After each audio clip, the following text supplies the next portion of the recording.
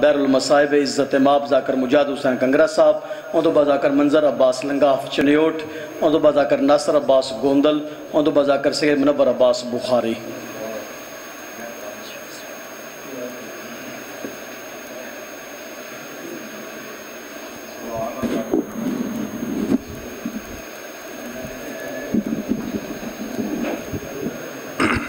التماس دعا برائے ظہور حجت خدا۔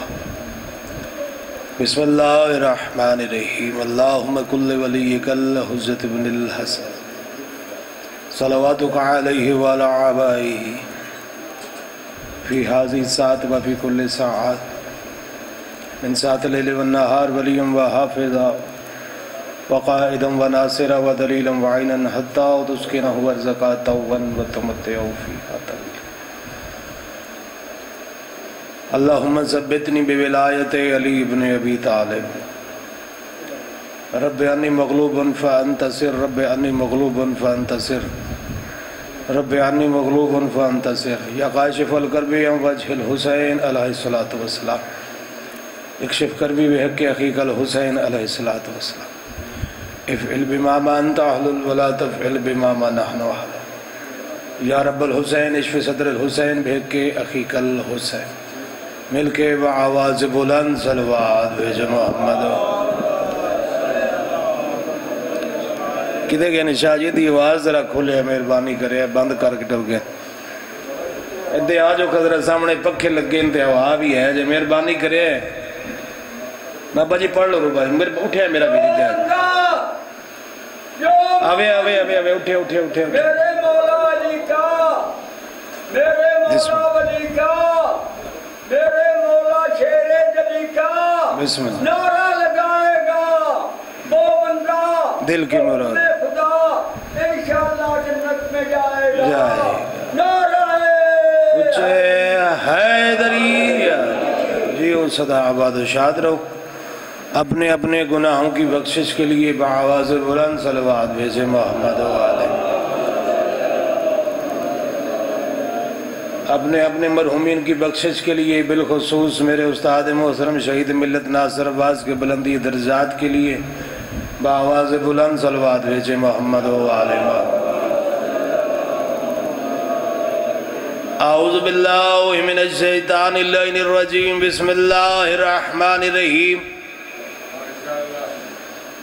الحمدللہ الذی ہدانا لہذا وما كنا لنهتدی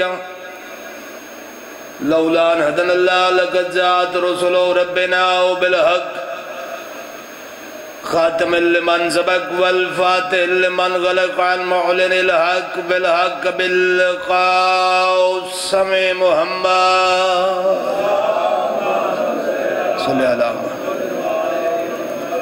وآل بیت طیبین الطاہرین المعصومین المظلومین المنتجبین المنتخبین الذین ذهب اللہ عنہم الرجس وطہرہم تطہیرا۔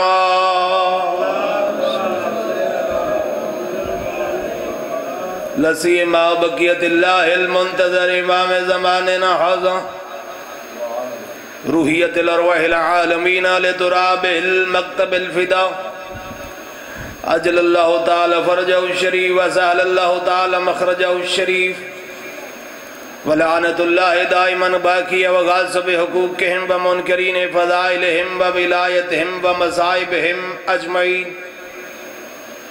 قال اللہ تعالی فی کتاب المجید وفرقان الحمید وقولہ الحق۔ بسم اللہ الرحمن الرحیم۔ الف لام میم ذالک الکتاب لا ریب فیہ ہدی للمتقین۔ مل کے بآواز بلند صلوات بھیجے محمد و آلہ۔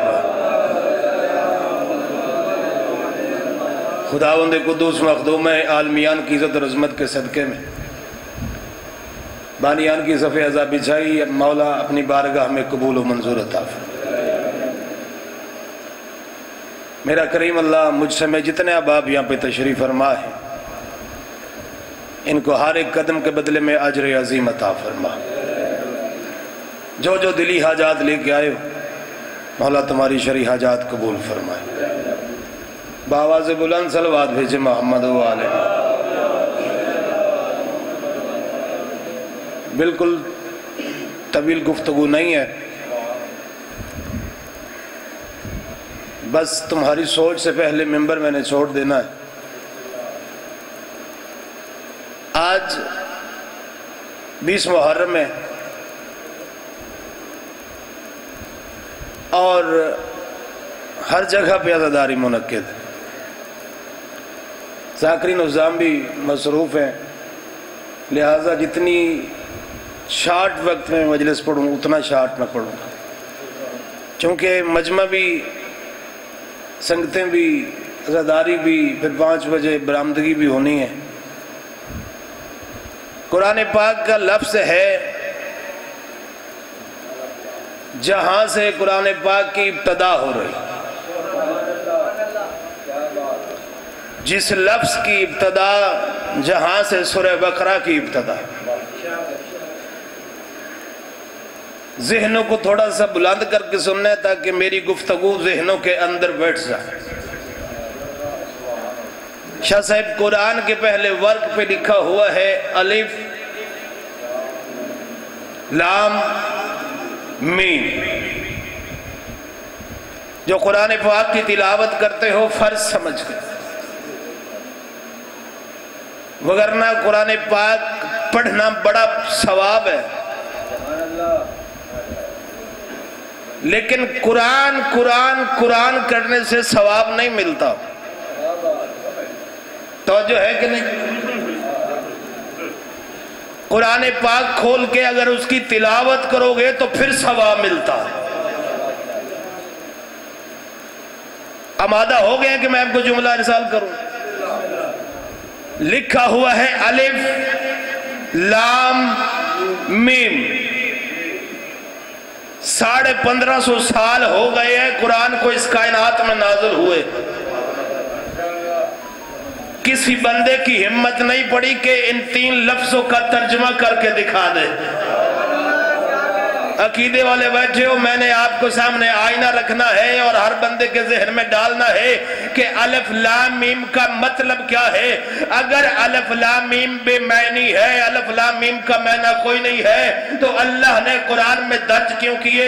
کیونکہ قرآن میں جو لفظ ہے اس کا معنی ہے، قرآن میں زبر کا معنی ہے، قرآن میں زیر کا معنی ہے، قرآن میں شد کا معنی ہے، قرآن میں مد کا معنی ہے. تو الف لام میم کا معنی کیوں نہیں ہے؟ خدا کی قسم اٹھا کے کہتا ہوں منبر حسین پہ، یہ مولوی کی اپنی بدنیتی ہے، یہ مولوی کا اپنا اندر کا فطور ہے.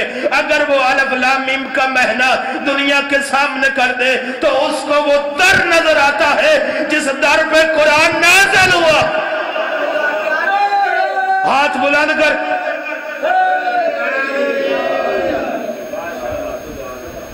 مولوی کو در نظر آتا ہے جس در پہ قرآن نازل ہوا.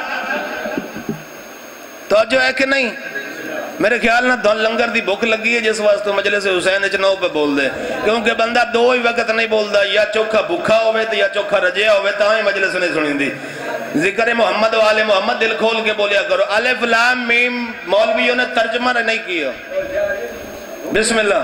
مولویوں بابا جی مولویوں نے ترجمہ نہیں کیا، کہتے ہیں جی حروف مقطعات ہیں، حروف مقطعات ہیں، لیکن تفسیر ہے علامہ نکن صاحب کی، کربلائی صاحب علامہ نکن صاحب کی تفسیر ہے. انہوں نے لکھا ہے کہ الف لام میم جہاں پہ یہ رکتے ہیں وہیں سے اگلی آیت شروع ہوتی ہے. کہتے ہیں ذالک الکتاب لا ریب فیہ. عربی گرامر میں جہاں پہ 2 لفظ یعنی آیت بندہ پڑھے تو درمیان میں وقف آ جائے، وقف یعنی بندے کو قاری کو رکنا پڑ جائے، اور وقف کے درمیان پھر اگلی آیت شروع ہو، جیسے الف لام میم، درمیان میں وقف قاری رک کے پھر شروع کرتا ہے ذالک الکتاب، یعنی یہ جو کتاب ہے، ذالک الکتاب یہ جو کتاب ہے لا ریب فیہ، جس میں کسی قسم کا کوئی ریب نہیں.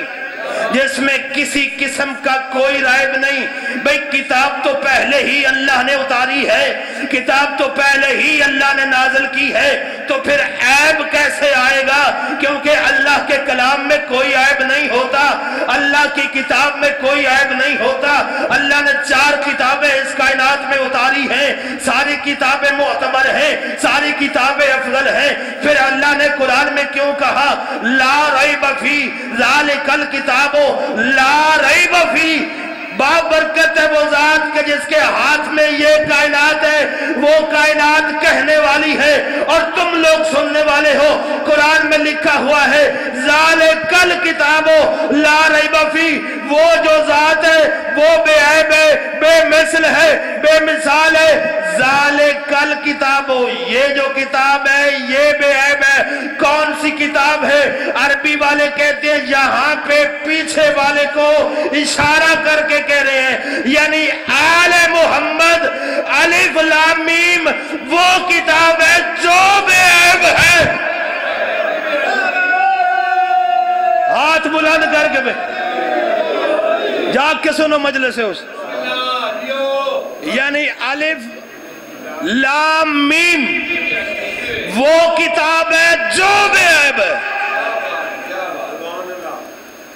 قرآن منسوب ہے آل محمد کے نام سے.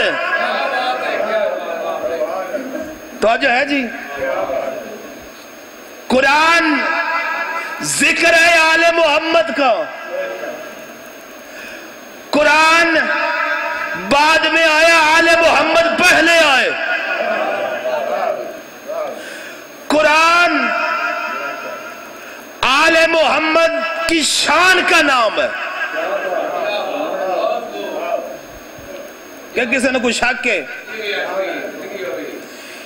الف لام میم ان 3 لفظاں دا آج تک کسے ترجمہ نہیں کیتا. در اصل ہے اے انہاں دا اپنا بغض ہے کہ اگر اسی ترجمہ کر کے لوگاں نو دس چھڑیا ساڑا دین ختم ہو جائے گا, انہاں دے مذہب دا نام مٹ جائے گا. کیونکہ لوگاں نو پتہ ہے الف لام میم دی بنیاد ظاہر ہو گئی تو پتہ چل جائے گا کہ دین اصل میں کیا ہے, دین اصل میں کیا ہے, قرآن کس مذہب کی کتاب ہے, قرآن کن کی شان میں نازل ہوا ہے, قرآن کن کے لیے نازل ہوا ہے, قرآن میں ذکر کن کا ہے. قرآن میں ذکر ہے وَلَا أَصْغَرَ وَلَا أَكْبَرَ إِلَّا فِي كِتَابٍ مُبِينٍ, ہر چھوٹے کا ہر بڑے کا ذکر قرآن میں ہے, ہر خشک و تر کا ذکر قرآن میں ہے. قرآن میں محمد مصطفیٰ کا ذکر ہے, قرآن میں علی کا ذکر ہے, قرآن میں حسن کا ذکر ہے, قرآن میں حسین کا ذکر ہے, قرآن میں فاطمہ کا ذکر ہے. یعنی قرآن پنجتن کی شان اور قرآن پنجتن کی آن کا نام.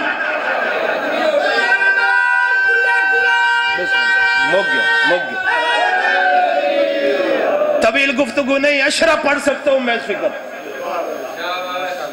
اشرا پڑھ سکتا ہوں. صرف الف لام میم پر ہم نے آل محمد کے دروازے سے علم مانگا ہے. ممبر حسین پہ کوشش کرتا ہوں میں اپنی تحقیق پڑھوں, کسی کی بات نہیں پڑھتا. مطالعہ کرو گے تو علم آتا ہے, رٹی رٹائی کا قائل نہیں ہوں. بس ایک فکرہ میرے مصائب کا پڑھنا ہے, میری ڈیوٹی ختم ہو گئی. میرے بھائی بیٹھے ہوں ممبر حسین پہ, آج 20 محرم ہے, 10 محرم سے علی کی بیٹیاں سفر میں, پتھر دل کا دامن نہیں کھائے کر دے. 10 دن ہو گئے, علی کی وہ بیٹیاں جو مسلح پہ بھی دائیوں کا سہارا لے کے آتی تھی, ہائے کر دینا, ہائے کر دینا, ہائے کر دینا غریب کے غم میں. علی کی وہ بیٹیاں جو رات کو اٹھ کے عبادت کرے کو تھک جاتی تھی, اور مولا علی علیہ السلام نے کہا زینب ذرا میرے سامنے چل کے مجھے دکھا تو صحیح. کوفے میں زینب شاہ جی ذرا میرے سامنے چل کے دکھا تو صحیح. بی بی زینب نے چلنا شروع کیا, علی علیہ السلام کی آنکھوں میں آنسو آ گئے. بی بی زینب نے رو کے دیکھا بابا آپ کی آنکھوں میں آنسو آ گئے. رو کے علی کہتا ہے ایک وقت آئے گا جب تیرے نانا کی امت تجھے بازار شام میں چلنے کے لیے مجبور کر دے. رو کے زینب عالیہ کہتے ہیں بابا میں 18 بھائیوں کی بہن ہوں، میں 18 بھائیوں کی بہن ہوں، میں 18 بھائیوں کی بہن ہوں. علی علیہ السلام رو کے کہتے ہیں اس وقت تیرے بھائی نہیں ہوں گے، اس وقت تیرے بھائی نہیں ہوں گے، تیرے بھائی مارے جائیں گے، 3 دن کے پیاسے مارے جائیں گے، جن کی آنکھ سے آنسو نکلنے والا ہے اپنے نجات کا سبب بنتے ہو. خدا کی قسم مومن کے دل میں قبر حسین ہے. بی بی رو کے کہتی ہے میں 18 جوانوں کی بہن ہوں، میں 18 ہاشمیوں کی بہن ہوں. علی علیہ السلام رو کے کہتے ہیں تیرے بھائی مارے جائیں گے. بی بی رو کے کہتی میرے جوان بھتیجے ہوں گے. علی علیہ السلام کہتے تیرے بھتیجے بھی مارے جائیں گے، ایک رہ جائے گا اور اس کو مرض لگ جائے گا غیرت کا، اور اس کی آنکھوں سے آنسو نہیں خون جاری ہوگا. وہ شام کربلا سے لے کے کوفہ سے لے کے شام سارے رستے میں قیدی بن کے سالار بن کے اس قافلے کو چلے گا، لیکن بازار شام میں 9 لاکھ کا لشکر شراب پیے گا. اور خدا کی قسم اٹھا کے کہتا ہوں وہاں پہ تاریخ والے لکھتے ہیں کہ شام کی وہ عورتیں انہوں نے یزید کو خط لکھا کہ یزید تیرے دربار میں ایسا ماحول ہے، ہم تیرے دربار میں نہیں آ سکتی، ہماری غیرت گوارا نہیں کرتی کہ ہم تیرے دربار میں آئے. لیکن تاریخ کہتی ہے اس بغیرت ماحول میں علی کی بیٹیوں کے سر ننگے ہاتھوں میں رسیاں پہنا کر گزارا گیا. لعنت اللہ علی اعدائہم اجمعین. فسعالہم. ماشاءاللہ مالک بھائی جان دی زبان چ مزید تاثیر عطا